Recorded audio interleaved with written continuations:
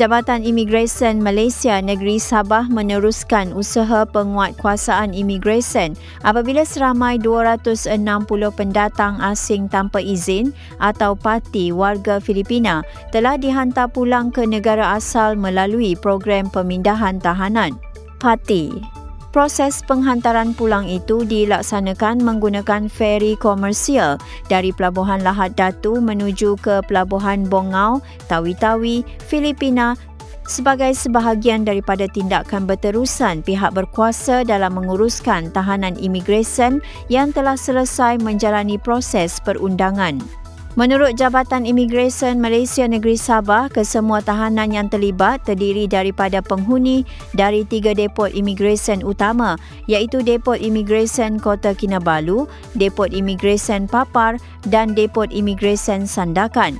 Daripada jumlah keseluruhan itu, seramai 167 merupakan lelaki dewasa, 40 wanita dewasa, 30 kanak-kanak lelaki dan 23 kanak-kanak perempuan.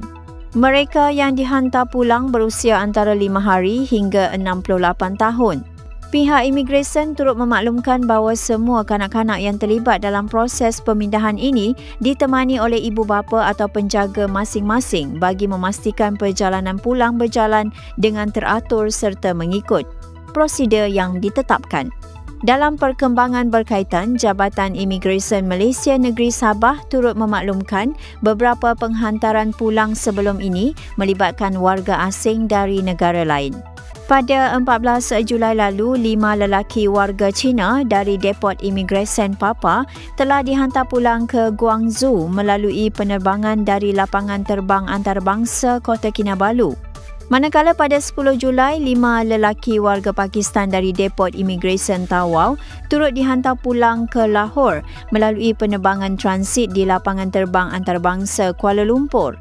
Secara keseluruhannya, sehingga kini seramai 4,275 tahanan parti telah dihantar pulang ke negara asal masing-masing melalui pelbagai kaedah pemindahan.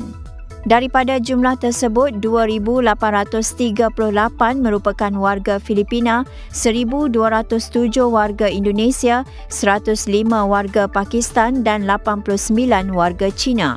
Jabatan Imigresen Malaysia Negeri Sabah menjelaskan bahawa semua individu yang dihantar pulang telah selesai menjalani hukuman mengikut peruntukan undang-undang yang berkuat kuasa.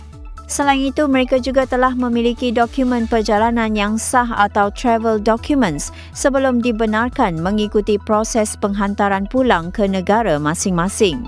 Pihak imigresen turut mengingatkan orang ramai supaya tidak memberikan perlindungan, menyembunyikan atau menggaji individu yang tidak mempunyai dokumen perjalanan serta permit yang sah. Kerjasama masyarakat amat penting dalam membantu pihak berkuasa membanteras kegiatan yang melibatkan kemasukan serta keberadaan warga asing tanpa kebenaran di negara ini. Orang ramai yang mempunyai maklumat berkaitan aktiviti pendatang asing tanpa izin digesa menyalurkan laporan melalui saluran rasmi Jabatan Imigresen Malaysia bagi membantu memperkukuh usaha penguatkuasaan dan menjaga keselamatan negara. Terima kasih kerana menonton. Jangan lupa subscribe dan jumpa lagi di video seterusnya.